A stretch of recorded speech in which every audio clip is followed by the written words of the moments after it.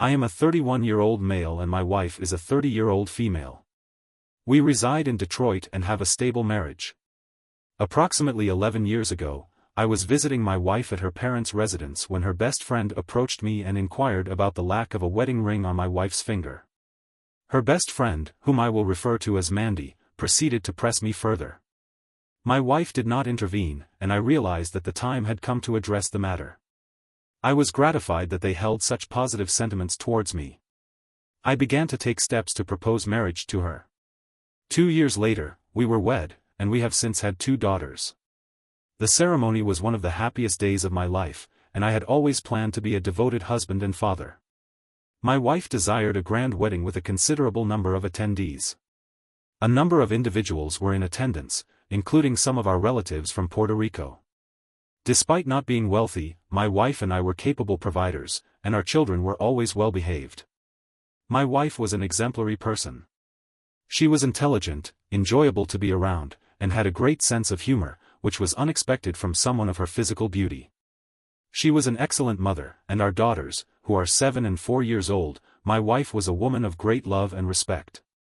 Our oldest daughter even exhibited behaviors reminiscent of her. I often told her this, and she was indeed a woman of remarkable beauty. I admired her attractive smile, her brown eyes, and especially her impressive posterior. She was the type of woman who experienced some difficulty in putting on jeans, whether they were tight jeans or tights. Regardless of her attire, her slim figure displayed her attractive posterior. I have always been impressed by her appearance, which led my mother to believe that she possessed an ego. While this may be true, I have never been concerned about it. I am employed in a renovation project facility, and my wife owns her own nail salon. This did not surprise me, as she has always been interested in fashion. My wife was always aware of the latest trends and had to have everything new. Regardless of whether it was the latest iPhone, a new pair of heels, or a brand of clothing, she felt compelled to acquire it. This tendency initially elicited a negative response from me, but given that she was the one who was footing the bill, I remained silent until she became a parent.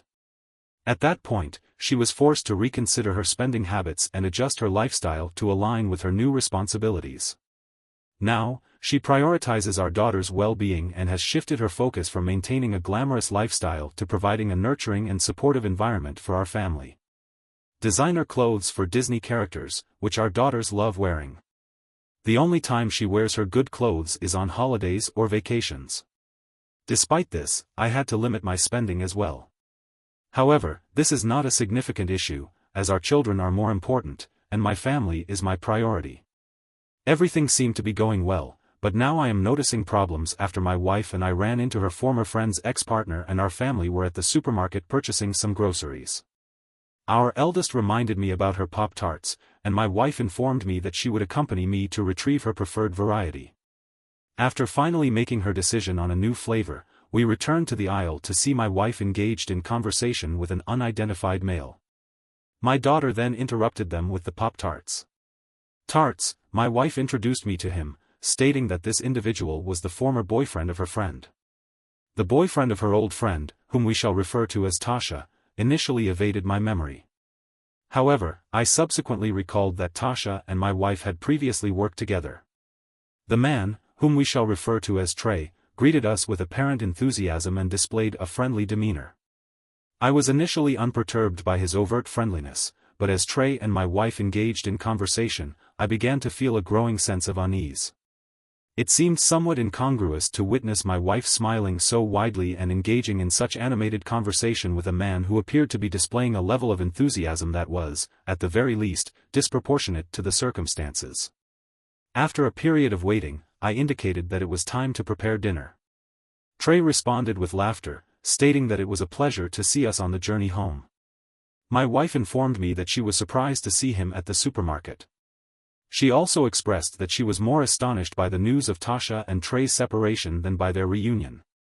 I inquired about the duration of her conversation with Tasha, and she replied that it had been approximately 4 years. This information led me to conclude that they had likely lost contact over time.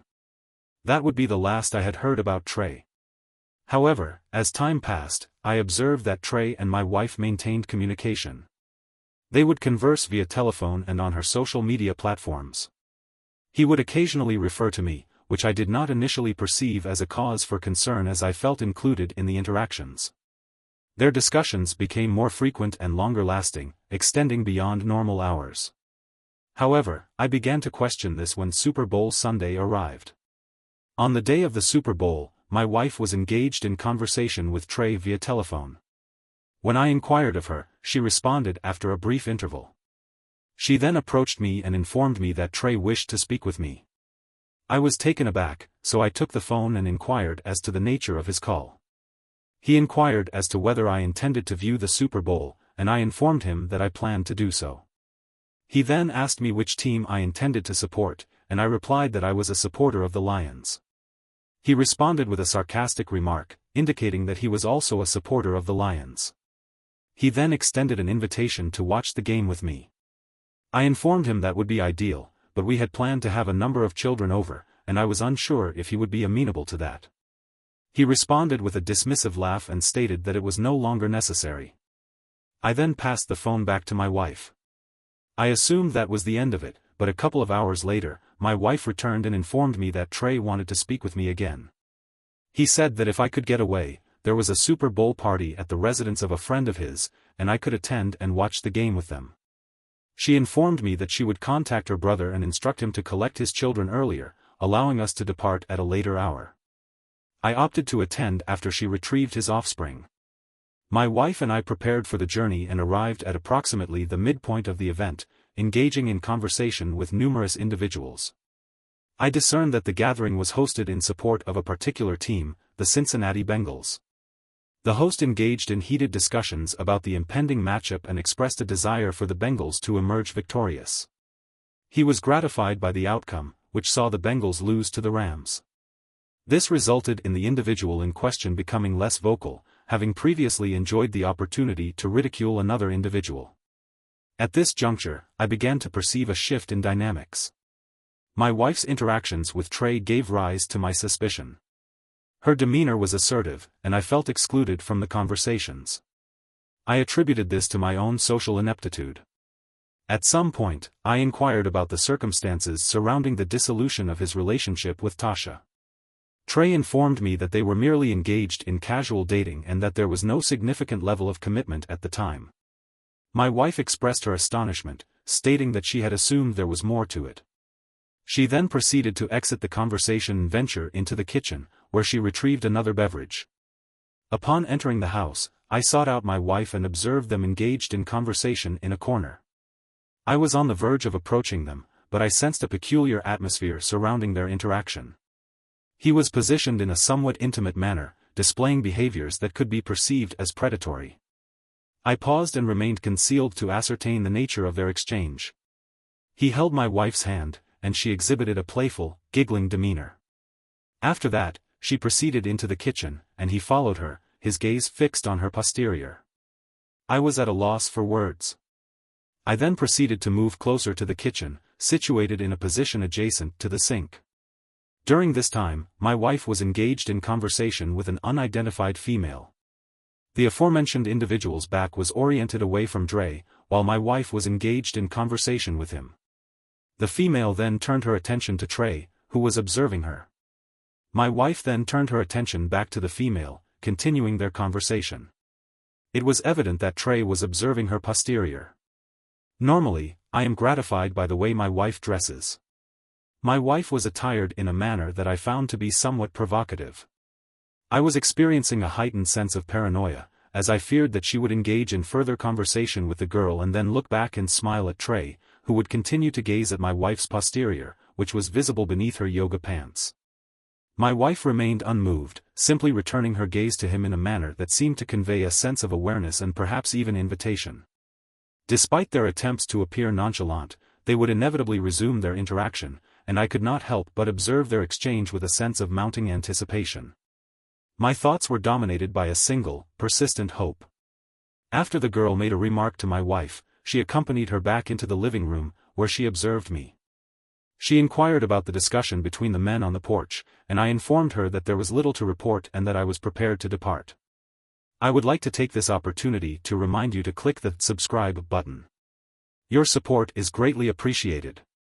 She expressed a desire to prolong her stay, but I reminded her that her brother was still with our children were awaiting our departure, so he was able to leave after we said goodbye to Trey and everyone else. We returned home, particularly since we were both required to work the following day. While riding back, I informed her of what I had observed in the vehicle. I informed her that it appeared Trey was attempting to engage in inappropriate behavior with her. She initially appeared to dismiss my concerns, stating that I was mistaken.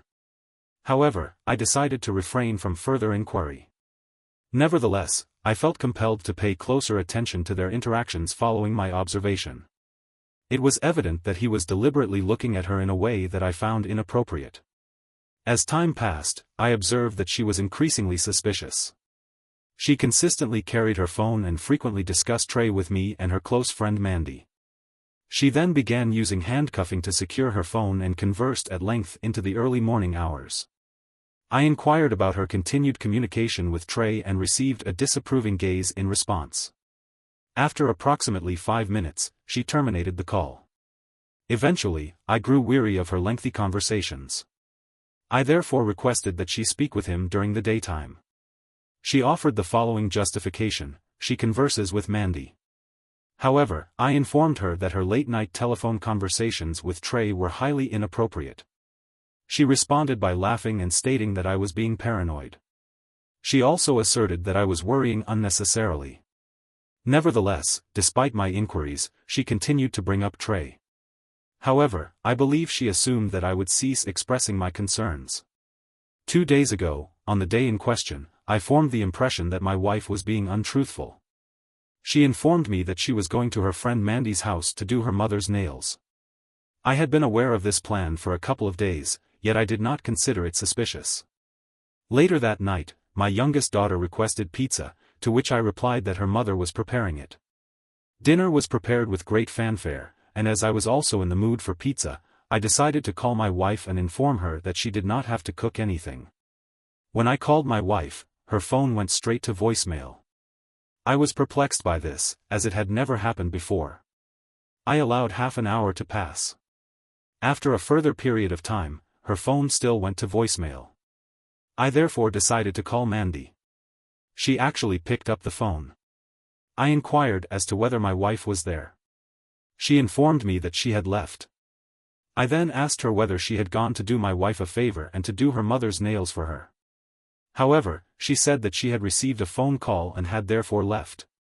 I inquired as to the identity of the caller.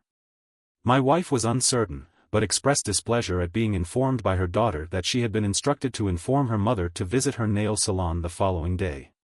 This information was surprising to me, as Mandy and my wife had a close relationship.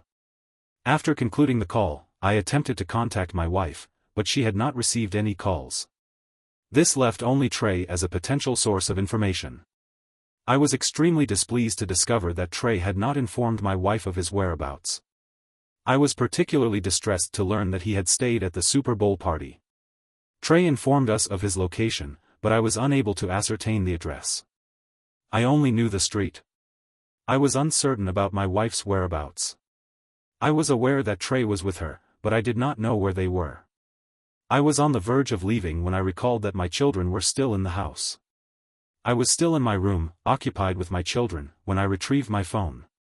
I called my mother to inquire if she could provide childcare for a brief period. However, she did not answer her phone. My final option was to contact Marcus, my closest friend.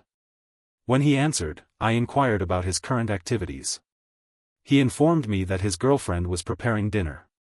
I informed him that I was also engaged in domestic tasks. I was on the verge of requesting a favor from him when he inquired as to the nature of my request. I informed him that it was a rather significant favor, which he then asked me to clarify. I proceeded to tell him that I believed my wife was cheating on me. After sharing this information with Marcus, he became visibly disconcerted. He appeared to be taken aback by the revelation. He then inquired as to the veracity of my claim. I assured him that I was being entirely serious. He initially expressed his inability to watch the children, but suggested that I could bring them to him. This suggestion provoked my displeasure, as his residence was situated on the opposite side of town. After preparing the children for the journey, it took approximately 30 minutes to reach his place. Upon arrival, he inquired about the location of Trey's residence. The street in question was a lengthy avenue. He inquired as to whether I was truly intending to navigate the entire length of the street in search of them. I affirmed that I was. As I was preparing to depart, he intervened and advised me to utilize his vehicle. He posited that if I were mistaken and they observed my vehicle, my wife might label me as a crazy husband. At the very least, they would not recognize me. He promptly handed me the keys to his vehicle. He then advised me not to engage in any erratic or reckless driving. He inquired as to whether I would prefer for him to accompany me. I informed him that I was capable of navigating the situation independently. He proceeded to take the children, and I began searching for my wife. I hoped to intercept her before she reached her destination. I was mistaken in my assumptions, but my instincts as a man still bothered me after a long ride. I finally made it down the street, where Trey lives. I slowed down, looking for my wife's silver Kia. The neighborhood was not ideal, but at this point, I was indifferent to the surrounding conditions. My wife's suspicious behavior led me to this conclusion. I was hopeful that I would not find her vehicle in this location, but eventually I did. I observed her vehicle and her companion, Trey. My wife was attired in a pink sweatsuit, while Trey was clad in a white sweater, shorts, and flip-flops. She appeared to be preparing to depart, and I was astonished by what I saw. In particular, the man was nearly naked, and I found his proximity to my wife unseemly. As she drove by, I became enraged and repeatedly asserted that he was my wife's lover. I was unable to conceive of any other explanation for his behavior except that he was engaging in an illicit affair with my wife. Not only did I witness her embracing this man, I was compelled to attempt to overtake her on the journey home. Upon my return, I was gratified to observe that I and the children had arrived at our destination ahead of schedule. After tending to the children's bedtime routines, I resolved to await my wife's return. Nearly 40 minutes later, she finally entered the house, her demeanor indicating discontent. She proceeded to walk directly past me and enter the bedroom, maintaining silence throughout this action. I was taken aback by her behavior. I promptly entered our bedroom and inquired about the reason for her phone being turned off. She informed me that she had never turned it off. She then stated that her phone had ceased functioning and that she needed to charge it. I then asked her about her whereabouts. She replied that I was informed that she was at Mandy's residence. I relayed this information to her, and she responded with apparent irritation, stating that Mandy had left but that she remained at the residence.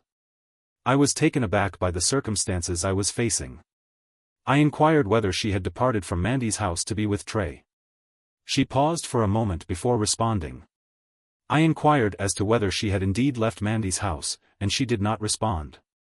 She then informed me that it was of no consequence. She stated that she was weary of my ongoing issues with Trey and wished to refrain from further discussion on the matter. She inquired as to whether the children had eaten, and I informed her that we had dined out. She did not inquire further and proceeded back into the after that night. She ceased to be the same wife that I had previously known. She no longer engages in conversation with me and instead spends a significant amount of time on her phone in the dining room. Her demeanor suggests that she wishes to disengage from me, yet she is unable to do so. This behavior is likely a result of her perception that I have wronged her in some way. I have been catering to her needs, but I am unsure of how to proceed.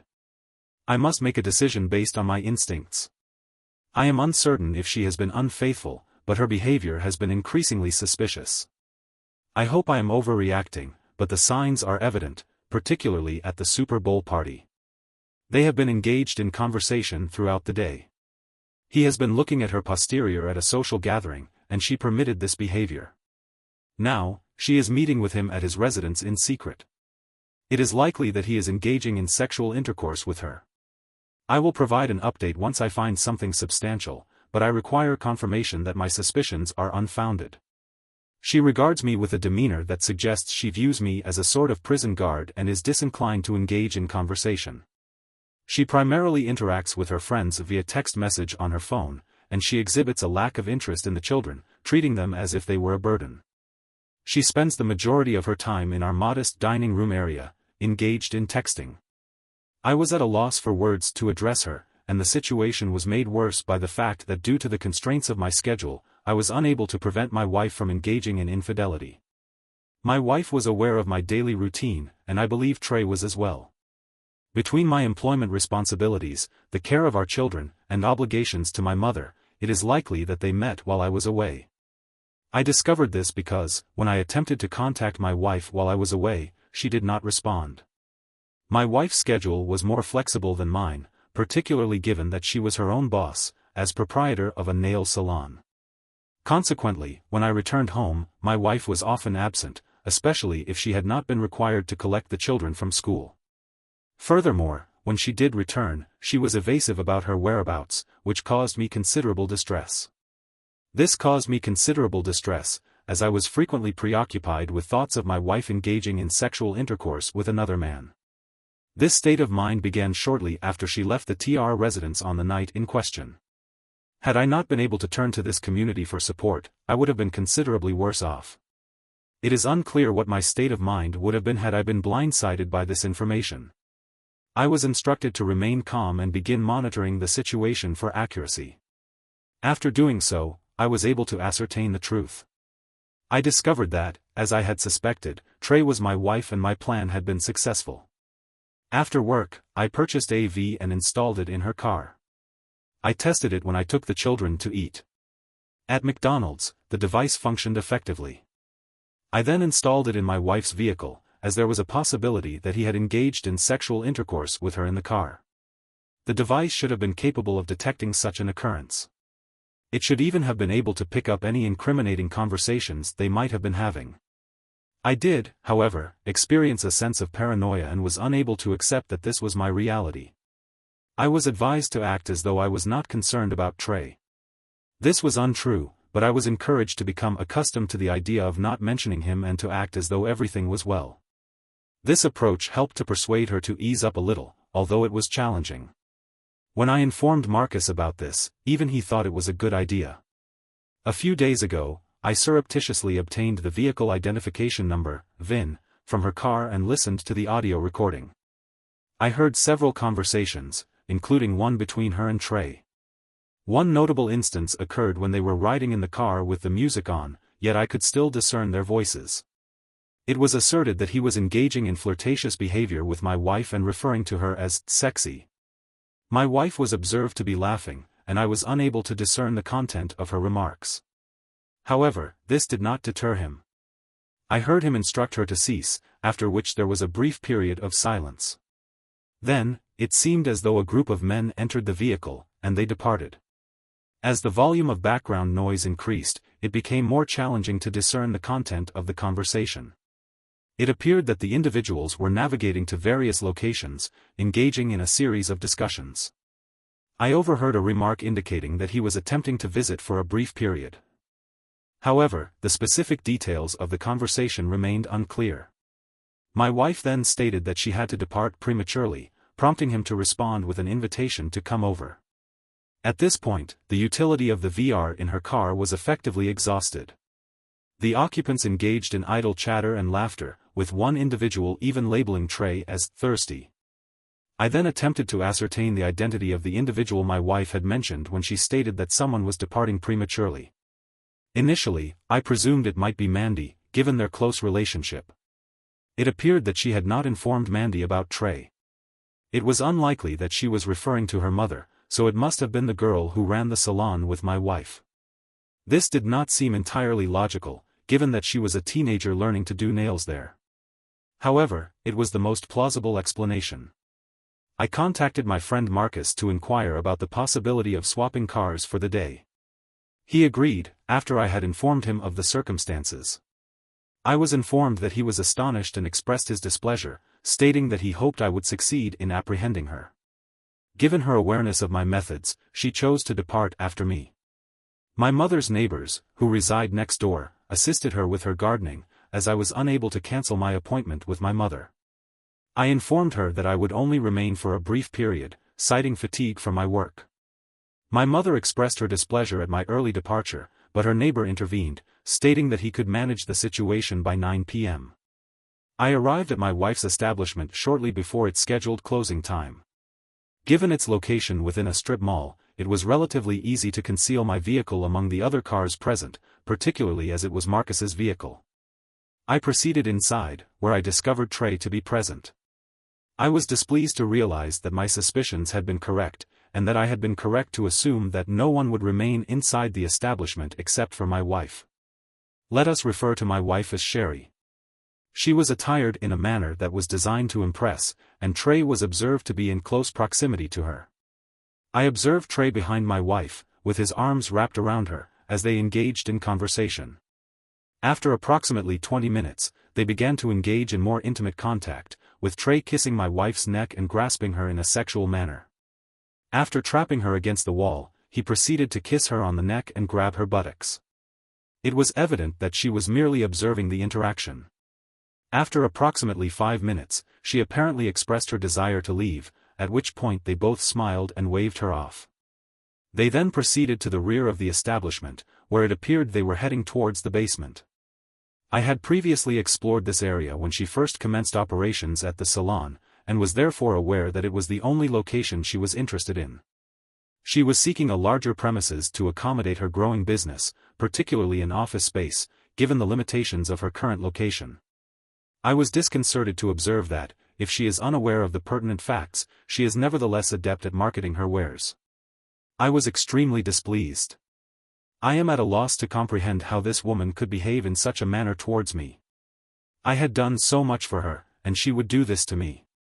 Trey was undoubtedly a deceitful individual. He gave me no cause to trust him, and I now understand why. I made my way over to the salon, where Sherry had just finished gathering her belongings. I waited for her to emerge before I made my presence known. Upon calling out to her, I made my presence known. She appeared visibly startled. I advised her not to lock the doors and informed her of my awareness of the situation. She denied my claims, stating that she was unaware of the events in question. I asserted that I had observed everything that transpired. We engaged in a heated exchange of words. She blamed her actions on her wife's infidelity. I responded by calling her disorganized and demanding that she refrain from interfering. She argued that she was unable to apprehend them due to the door was locked. I had inquired as to why they would lock the door if Sher knew they were already there. She responded that they did not want anybody coming down to make my way in. I then pulled out my phone and called my wife. It appeared that Sherry had decided to follow me in while I had made my way to the back. My wife did not answer my call, so I proceeded to bang on the basement door, which was, in fact, locked. I was uncertain as to the situation that was unfolding downstairs, but I was aware that if she did not come up, after 3 attempts to gain their attention by banging on the door, we were met with silence from the basement. I turned to Sherry and inquired about the duration of her knowledge regarding the situation. She asserted that she had been aware of Trey's involvement for approximately a month, and that my wife had recently initiated an affair with him. She further elaborated that he had entered the relationship during her period of separation and that they had subsequently descended into the basement. She stated that they would discuss the matter the following day. I then inquired about her awareness of Tasha's relationship with Trey. The girlfriend stated that my wife informed her that I had informed Sherry that we had children together. She asserted that she was not involved in that matter. I indicated that I was amenable to using what she had said in court if and when Sherry inquired about the nature of our conversation. I then showed her the audio recording and informed her that she could return home. Upon returning to the vehicle, I proceeded to drive back to Marcus, who was visibly distressed. He also offered to assist with childcare. I informed him of the events that had transpired and he and his partner provided emotional support. While I was speaking with Marcus, Mandy called my phone. I decided to answer and she informed me that my wife had told her everything and that my wife wanted to speak with me the following day. I instructed her to put her on the phone immediately, but Mandy declined. She refused to allow me to speak with my wife, despite her awareness that I was on the verge of an emotional outburst. I requested the opportunity to speak with my wife, but Mandy was uncooperative. She asserted that if I visited her residence, she would contact the authorities and wait until the following day. She further stated that she intended to compel my wife to contact me, and they both urged me to remain calm. I acquiesced and terminated the call. Upon returning home with the children, I experienced a profound emotional response, accompanied by the onset of anxiety. I remain incredulous that this situation has unfolded, despite my adherence to the principles of equitable conduct in my relationship with this woman. I had assumed, given the duration of our marriage, that I had established a foundation of mutual respect and understanding. The most distressing aspect of this turn of events is that it did not arise abruptly. Instead, it has unfolded gradually, over an extended period. The issue of time is a significant factor in this situation. He was her consistently, and now my entire world is going to have to change for reasons that are not yet clear. I am eager to hear her response tomorrow. I will provide an update when I receive her reply. The decision is ultimately hers, and if I am not satisfied with the outcome, I am prepared to seek a divorce. My thoughts are racing, and I believe it may have been unwise to leave Marcus's house. I feel isolated, but I felt compelled to post. I have been monitoring this forum since many members expressed interest in learning the specifics of my wife's actions. I will provide a final update the following day. My wife did not contact me, which I found acceptable given that I was in the process of contacting numerous individuals to inform them of her infidelity. I consulted with a lawyer after speaking with an attorney whom I had previously researched online. I was instructed to call the lawyer back, but he was leaving the office at the time and had additional inquiries. Subsequently, I took my children to my mother's residence, as she had requested that they remain with her for the weekend. My mother attributed this decision to me, citing my role as her daughter-in-law as the reason for her distrust in my ability to care for the children. My aunt, who had been in the kitchen, inquired as to the reason for my mother's raised voice. My mother provided an explanation, which my aunt received with evident shock and dismay, prompting her to sit on my mother's lap. After my mother muted the television, she began blowing down on me. Despite my mother's harsh reprimand, I was relieved that she was taking the children. I was experiencing a multitude of thoughts and emotions, and being alone provided a conducive environment for processing them. When we arrived, my friend Marcus called to inquire if I had spoken with my wife. I informed him that I had not and that she was likely engaging in sexual activity with another individual. He also stated that she might not even call, which I found agreeable. I was preparing to move on that Saturday. I was attempting to clean my house when I heard my wife's keys in the door. I must have been inattentive to other matters because I should have heard her car pull up. My wife and her friend, Mandy, walked in, and it caught me by surprise. She did not appear to be her usual self because my wife was attired in a gray Nike sweatsuit, had not applied any makeup, and her hair was disheveled and held together by a rubber band. Her demeanor indicated remorse, likely for having been caught. I was unaccustomed to seeing her in such a state, as she was typically a woman of considerable beauty. This was a privilege that she had previously reserved for me. However, at the Super Bowl party, she appeared to enjoy his attention, particularly when he was looking at her posterior. My wife had what you would call a curvaceous derriere.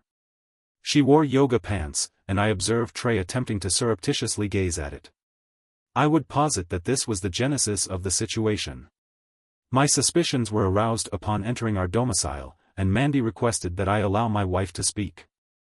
I acquiesced, and Mandy proceeded to engage in a conversation with my wife. I proceeded to the porch, where I informed my wife that I was surprised she had come to speak with me. She explained that she felt compelled to do so after I observed her and Trey at her salon. She stated that, subsequent to that encounter, she was fearful of returning home.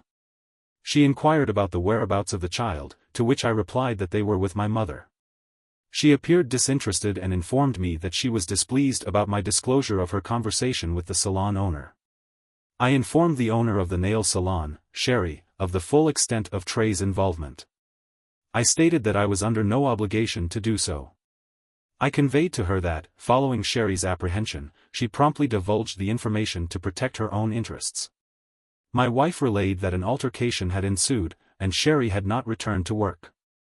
I reiterated that Sherry's indiscretion was of no consequence to me. My wife expressed her exasperation and stated that she stated that she did not wish to engage in a dispute and expressed remorse for her actions. However, she asserted that she did not want me to become aware of her infidelity with Trey. Her expression of regret did not negate the gravity of her actions and did not rectify the damage caused to our relationship. I inquired as to how she could simultaneously present Trey as a mere acquaintance and then terminate our relationship. She reiterated her remorse but attributed her actions to the influence of her fantasies about Trey. She stated that when her friend Tasha, from her previous place of employment, was involved in a romantic relationship with him, she frequently complimented him and shared images of their intimate exchanges. My wife was also privy to these conversations and expressed admiration for his appearance. On one occasion, Tasha and my wife discussed the matter further, and my wife expressed interest. She also recalled an instance when Trey came to their workplace to collect her and, upon seeing him, she was immediately drawn to him. After discussing Trey with Tasha, she realized she had developed feelings for him. I inquired whether he had made any remarks to her at the time. She stated that he had complimented her on a few occasions, but that was the extent of their interaction. I informed her that I sensed something was amiss because when we encountered Trey at the supermarket, she did not offer him her phone number. She explained that he had requested it and had subsequently initiated text messages and flirtatious interactions with her. She stated that she subsequently began spending time with him and some of his acquaintances. I inquired whether that was the day she was scheduled to perform nail services for Mandy's mother at Trey's residence. I provided the specific address to emphasize my familiarity with his whereabouts. She inquired about the source of my knowledge and I informed her that I had actively sought her out and observed her with him on that particular evening. I reiterated the question and she replied in the affirmative. I then inquired about the nature of their interaction. She could only offer the meager excuse that she was sorry. When he called her, he informed her that everyone was present and that he had successfully persuaded my wife to terminate her friendship with Mandy. She stated that when she arrived, she waited for further individuals to arrive and that Trey had admitted that his sole intention was for her to be alone with him. I inquired as to why she did not depart, to which she replied that she was aware of his intentions. She further stated that he became overly familiar with her and initiated a kiss. I informed her that I considered her actions to be foolish and that I was no longer willing to trust her. She expressed remorse and asserted that she was not seeking my trust. I inquired as to her intentions and she stated that she wished to pursue a romantic relationship with Trey. I advised her that her actions were irrational and she reiterated her desire to do so. She further elaborated that she had long held romantic feelings for Trey and that she did not consider them to be significant until we encountered him on that particular day. She stated that when he informed her the fact that he and Tasha were not serious in their relationship initially seemed to have a positive effect on her, particularly after he began flirting with her again. She admitted that she had secretly hoped something would happen, and it did when she went to his house that night. She stated that when he was around, she wanted to feel bad, but she did not. After he called her to arrange to hang out, she said that it would happen spontaneously, but then it was planned. She expressed regret for not talking to me about it instead. She stated that she was going behind my back with Trey because she felt that I did not deserve it and that this was the superior method of proceeding. I informed her that she was irrational and inquired as to whether she truly wished to leave her family for this individual. She replied that it was a sentiment she had always held about him and expressed a desire to pursue it before being married to me. She informed me that Trey desired a relationship with her, particularly given that she held Trey in higher regard than she held me. I inquired as to whether she was furthermore, she informed me that she had been spending time with his friends as well. I asked her if she was aware that she had been doing so, as I had noticed her riding around with them. She stated that Trey would occasionally call her and instruct her to pick up his friends and provide them with transportation. I inquired if she was now functioning as some sort of informal Uber driver. She simply rolled her eyes and stated that it had simply happened. I informed her that, according to my wife, she wanted out of our marriage because she did not want to be. While married to me, she considered another option. I reminded her that she was not permitted to date Trey because he was already involved with Tasha, and we were still together. I inquired about Tasha's opinion of her desire to be with Trey. She stated that they were merely casually dating, and she would not care now. I informed her that, while true, Tasha would likely view her as less of a friend, and she agreed. My wife wanted to end the situation on good terms. She then left with Mandy, who kept peeking her head in, and they drove back to an unknown destination. Despite my initial reluctance to agree with my wife, I came to recognize that she was correct. I would not have wanted to be married to her and to know that she would rather be with another man. She was, however, very delusional. I decided that it would be preferable to let her discover this truth for herself. After that, living in the house by myself was even more challenging. I was indignant at this humiliation. Is this what modern relationships are like? Is it so simple to abandon one's marriage? I had assumed that a 99-year marriage would obviate the need for such considerations. On Monday, I took leave from work to consult with a lawyer and initiated divorce proceedings. I was informed that I might receive alimony from my wife's nail salon, and that the children could reside with me if they wished to do so. It is feasible to achieve. My mother has been of considerable assistance with the children, but I have discovered that my mother-in-law indulged the children while they were in her care and also informed them that my wife was leaving the family to reside elsewhere. When my eldest child inquired about this, I was at a loss for words. Thanks to my mother, I have been forced to tell them, and they did not accept it well, even though my mother-in-law behaved in this manner. However, it ultimately proved advantageous. After picking up the children, we drove past Trey's house, and I demonstrated to my children that their mother's preferred residence was the location in question. I inquired as to whether they would be amenable to residing there with her. They both observed the dilapidated house with a multitude of individuals congregated on the porch and responded in the negative. I then inquired as to the certainty of their response. My eldest child stated that the answer was an unequivocal negative. I proceeded to inform my wife of my decision to initiate divorce proceedings during my lunch break. She expressed acquiescence and indicated a desire to visit the children. I informed my wife that my mother was picking up the children from school that day, as I had commitments that required my attention. My wife expressed a desire to speak with them, and I suggested that she could visit after I had finished my workday. I would then ask my mother to return the children to her. My wife requested permission to simply pick up the children, and I advised her that if she wished to see them, she should go to my mother's residence to do so. However, I cautioned her that this might not be the most prudent decision. She became visibly distressed and stated that I consistently seek refuge in my mother's presence. I informed her that should she desire to observe the children, she was welcome to do so at my mother's residence. However, I cautioned her that my mother's demeanor could be perceived as confrontational. My wife then terminated the call, evidently aware of my mother's proclivity for assertiveness. Since that time, I have not received any further communication from my wife. I did, however, send her a final text message, urging us to focus on the immediate issue of divorce and the well-being of our children. At this juncture, my primary concern is the future of my daughter.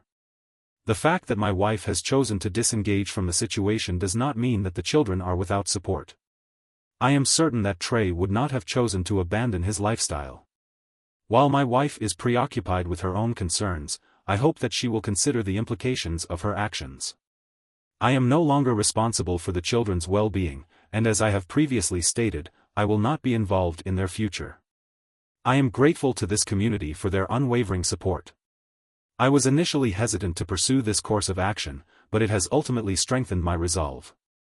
I have heard accounts of individuals who have experienced similar situations, including instances where they were discovered to have been untruthful about their intentions. Some of these individuals were even caught in the act, which would have had severe consequences for me. My wife's behavior was characterized by a lack of empathy and consideration, particularly in her willingness to abandon her own standards in order to pursue a relationship with him. This raises a question that I have been hearing from men who have experienced similar situations: why should I be expected to abide by her standards when she has broken hers? This is my final update, and I want to express my gratitude to you all once again.